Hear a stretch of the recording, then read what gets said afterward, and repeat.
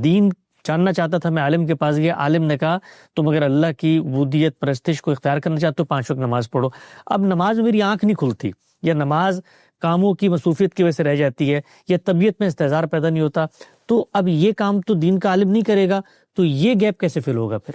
اس میں بھی 2 باتیں الگ الگ سمجھ لیجیے. ایک یہ کہ جو دین کے عالم دنیا میں پیدا ہوئے ہیں ان کی تاریخ بھی ہمارے سامنے ہے، اور یہ بات عقلاً بھی بالکل درست ہے کہ سب علماء نہ ایک ذوق کے ہوں گے، نہ ایک رجحان طبیعت کے ہوں گے، نہ ایک جیسی صلاحیتوں کے ہوں گے. میں نے اس سے پہلے علماء پر گفتگو کرتے ہوئے یہ بتایا تھا کہ عام طور پر ہمارے ہاں دین کے علماء، اور ویسے کسی علم و فن کا بھی آپ جائزہ لیں تو ان کی 4 واضح اقسام ہیں. یعنی وہ لوگ جو مجتہدین کی سطح کے ہوتے ہیں.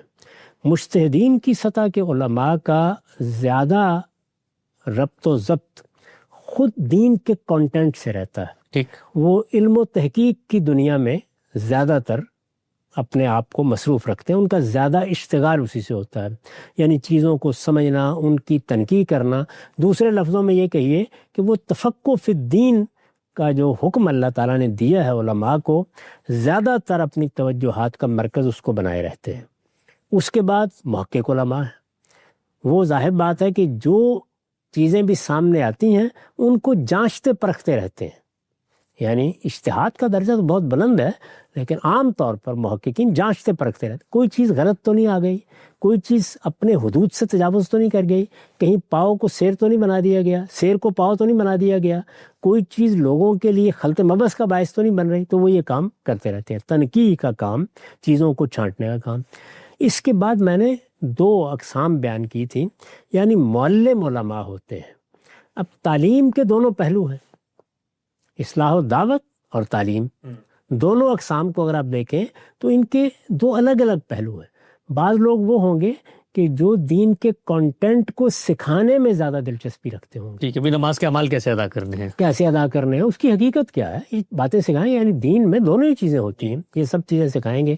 اور کچھ وہ ہوں گے کہ جن کا تصنیف، تالیف اور محض علم سکھا دینے سے آگے خود انسان کی طبیعت، اس کے مزاج، اس کی افتاد طبع کو سامنے رکھ کر ایک طالب علم کی تربیت کا ذوق ہوگا. یعنی موٹیویشنل فورس پیدا کرے. وہ ساری چیزیں ہوں گی جو ایک تربیت کرنے والا کرتا ہے. یعنی وہ دیکھے گا کہ رکاوٹیں کیا ہیں، وہ دیکھے گا کہ اس کے ہاں ترددات کہاں کہاں ہیں، ذہنی خلفشار کی کیا نوعیت ہے. اس کو دین کی طرف متوجہ کرنا ہے تو اس میں کہاں کہاں قبول حق میں رکاوٹیں پیدا ہو رہی ہیں، کہاں ہاں حق پر عمل کرنے میں رکاوٹیں پیدا ہو رہی ہیں. یہ وہ چیز ہے کہ جو ہر شخص کے ہاں ضروری نہیں کہ ہو. یعنی ممکن ہے کہ ایک بہت بڑے مجتہد کے ہاں یہ چیز موجود نہ ہو، محققین کے ہاں یہ صلاحیت موجود نہ ہو. تو بعض علماء لازماً ایسے پیدا ہو جائیں گے جن کا اصلی ذوق یہی ہوگا کہ وہ لوگوں کو اپنا مرکز بنائیں. یعنی ایک چیز یہ کہ علم کو دین کے علم کو مرکز بنایا جائے، اور ایک یہ کہ مسلمانوں کو مرکز بنایا جائے، دین سمجھنے والوں کو مرکز بنایا جائے. یہ دین سمجھنے والوں کو مرکز بنانا ہی ہے جس کے لیے مربی، تربیت کرنے والے، یا جو لفظ بھی آپ اس کے لیے اختیار کر لیں، معلمین کی وہ قسم وجود میں آ جائے گی. معلمین کی اس قسم میں جس طریقے سے آپ یہ کہتے ہیں کہ جو آدمی دین میں تحقیق کر رہا ہے اس کو عربی زبان آنی چاہیے، اس کو مسلمانوں کے پورے علم کی تاریخ سے واقف ہونا چاہیے، اس کو جو مختلف منہاج اختیار کیے گئے ہیں ان کو سمجھنا چاہیے، اسے یہ جاننا چاہیے کہ کس طریقے سے دین کو جاننا ہے، سمجھنا ہے، اس کے اندر اترنا ہے. یہ کہتے ہیں نا یہ ساری چیزیں. اس طرح جس آدمی کو افراد سے معاملہ ہے، یعنی اس نے لوگوں کی تربیت کرنی ہے، لوگوں کو تعلیم دینی ہے، لوگوں کی تربیت کرنی ہے. یعنی اس میں تعلیم کا پہلو کسی کے ہاں غلبہ رکھے گا، کسی کے ہاں تربیت کا پہلو غلبہ رکھے گا. تو جن کو خاص طور پر تربیت کرنی ہے ان کو پھر کتابوں کو، تنقیحات کو، صرف و نحو کو نہیں بلکہ آدمی کو اپنی توجہات کا مرکز بنانا ہے. جیسے وہاں کچھ چیزوں کا سیکھنا ضروری ہے، اسی طرح یہاں بھی کچھ چیزوں کا سیکھنا ضروری ہے. اس کو اگر آپ سادہ تعبیر میں ڈھالیے تو وہ یہ ہے کہ اس طرح کے تربیت کرنے والوں کو بہت اچھے ماہرین نفسیات ہونا چاہیے.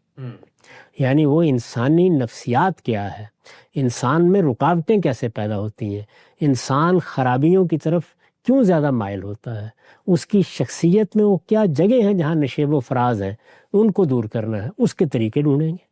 یہ بالکل ایسے ہی ہے جس طریقے سے ایک طبیب ڈھونڈتا ہے، وہ طریقے ڈھونڈ گئے، وہ طریقے نفسیاتی علم سے متعلق ہے، اس کے لیے الگ کوئی دین نہیں ایجاد کیا جائے گا، وہ نفسیاتی علم سے متعلق ہے، یعنی وہ کیا مشقیں ہو سکتی ہیں، کس نوعیت کے معاملات ہو سکتے ہیں، کس طرح سے انسانی ذہن کی تحلیل کرنے کی ضرورت ہوگی، کہاں انسان کو کسی دوسرے کی مدد چاہیے ہوگی، اس کے لیے پورا علم وجود میں آتا ہے۔ اس وقت آپ دیکھیں کہ انسان نے جب مادی دنیا ہی کو اپنا اصل بنا لیا ہے تو نفس تو اندر موجود ہے نا، تو اس کے نتیجے میں اب صرف یہ نہیں ہے کہ وہ اطباء بہت بڑے بڑے اطباء ہیں جو آپ کے جسم کا علاج کرتے ہیں، نہیں، آپ کے باطن کا، آپ کے ذہن کا علاج کرنے والے بھی بڑے ماہرین نفسیات موجود ہیں۔ درست، یہاں تک کہ اس کے لیے اب دوائیں بھی ایجاد ہو گئی، یعنی آپ کے ہاں صرف یہ نہیں ہے کہ سائیکالوجسٹ ہیں، وہ بڑے بڑے سائیکاٹرسٹ بھی ہیں، پیدا ہو گئے نا یہ اس کے نتیجے میں۔ تو میں یہ عرض کر رہا ہوں کہ یہ بھی در حقیقت انسانی تعلیم کی ضرورت ہے، یعنی جب آپ کسی استاد کی تربیت کر رہے ہوتے ہیں تو آپ کیا اسے صرف یہ بتاتے ہیں کہ یہ ریاضی ہے اور یہ علم اس طرح ہے؟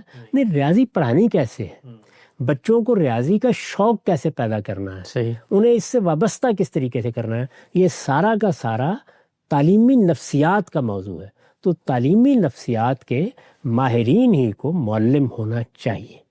جو لوگ یہ صلاحیت نہیں رکھتے، جو اس کا ذوق نہیں رکھتے، جو اس کی تربیت نہیں پاتے، جو اس کو علم بنا کے اس کو سمجھتے نہیں ہیں، ان لوگوں کے لیے زیادہ اچھا یہ ہے کہ وہ اپنے آپ کو کتابوں کے ساتھ مشغول رکھیں، یعنی چیزوں کی علمی تنقیح کرتے رہیں۔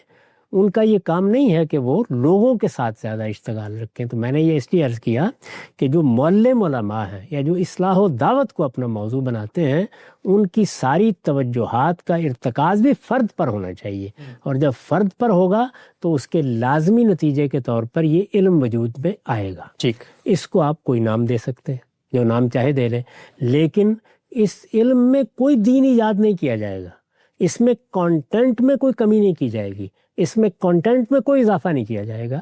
یہ اصل میں تدبیریں ہیں۔ اس کو میں ایک سادہ مثال سے سمجھا دیتا ہوں کہ ایک شخص آپ کے پاس آتا ہے اور وہ کہتا ہے کہ میں چاہتا ہوں کہ میں نماز کے لیے اٹھوں اور میں یہ چاہتا ہوں کہ میں اللہ کا ذکر کروں، لیکن مصیبت یہ ہے کہ مجھے سرگرانی کا مرض ہے اور میں اسی میں مبتلا رہتا ہوں۔ جب اٹھتا ہوں تو کیفیت یہ ہوتی ہے کہ سر ہی گویا بارے دوش ہو رہا ہوتا ہے، تو میں کیا کروں؟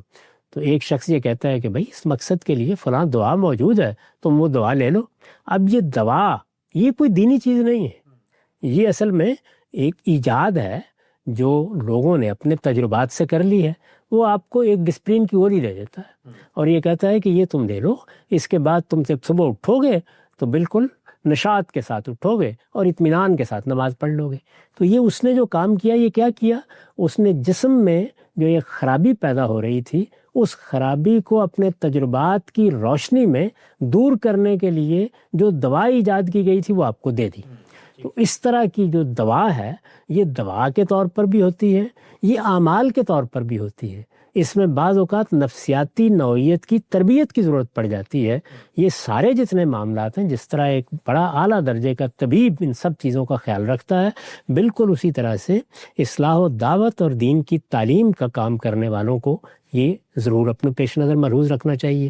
اور ہمیں بھی اس بات کو پیش نظر رکھنا چاہیے کہ جب ہم علماء تیار کر رہے ہوں تو لوگوں کی طبیعت اور رجحان کے لحاظ سے ان چاروں ہی سطحوں پر علماء تیار کریں۔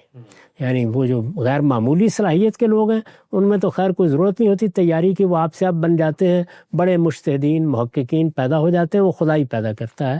لیکن جن کو ہم معلم بنائیں یا جن کو اصلاح و دعوت کی ذمہ داری دیں، ان میں دیکھیں کہ کون کانٹینٹ یا محتویات یا دین کا جو کچھ بھی ذخیرہ ہمارے پاس ہے اس کی تعلیم دینے والے ہیں، اور کون اس تعلیم کے لیے انسان کو تیار کرنے والے ہیں۔ ٹھیک، یہ دونوں طرح کی چیزیں موجود ہوں گی، یہ ہونے چاہیے۔ اس مقصد کے لیے ادارے بھی بننے چاہیے، بس یہ ضرورت ہے۔ اس کے لیے کوئی الگ سے دین ایجاد کرنے، کوئی نظام فکر بنانے کی ضرورت نہیں ہے۔ یعنی جس طرح سے اللہ تعالیٰ نے انسانی جسم کو تندرست رکھنے کے لیے لوگوں کے اندر طب کی ایک سہولت پیدا کر دی، یعنی بیماریاں ہیں ان کی تشخیص ہو گئی، علاج ہیں وہ دریافت ہو گئے، کسی جڑی بوٹی سے معلوم ہو گیا یہ چیز حاصل ہو سکتی ہے، اسی طرح معدنیات سے بہت سی چیزیں بن گئیں۔ اب ہم نے اس میں نئی نئی ایجادات کر کے اس سارے معاملے کو سرجری کے منتہائے کمال تک پہنچا دیا۔ یہ سب چیزیں کیا ہیں؟ ظاہر ہے جسم میں جو خرابی پیدا ہوتی ہے اس کو دور کرنے کے طریقے ہیں، وہ ہومیوپیتھی میں بھی ہیں، وہ ہماری قدیم طب میں بھی ہیں، وہ ایلوپیتھی میں بھی ہیں۔ ہو سکتا ہے کہ علاج معالجے کے 10 اور طریقے ایجاد ہو جائیں۔ بالکل اسی طریقے سے انسانی نفس کو سامنے رکھ کر اس طرح کے طریقے ایجاد کرنا، لوگوں کو اس طرح کی مشقیں کرانا جس سے وہ اپنے اوپر قابو پا سکیں، جس سے وہ اپنے اندر نشاط پیدا کر سکیں، جس سے وہ اس طرح کی رکاوٹوں کو دور کر سکیں، ان میں کوئی چیز بھی نہیں ہے کہ جس میں ادنا درجے کا کسی کو تردد ہو، ضرور کرنا چاہیے۔ لیکن اس کا کسی خاص علم و فن کو دین بنانے سے کیا تعلق ہے؟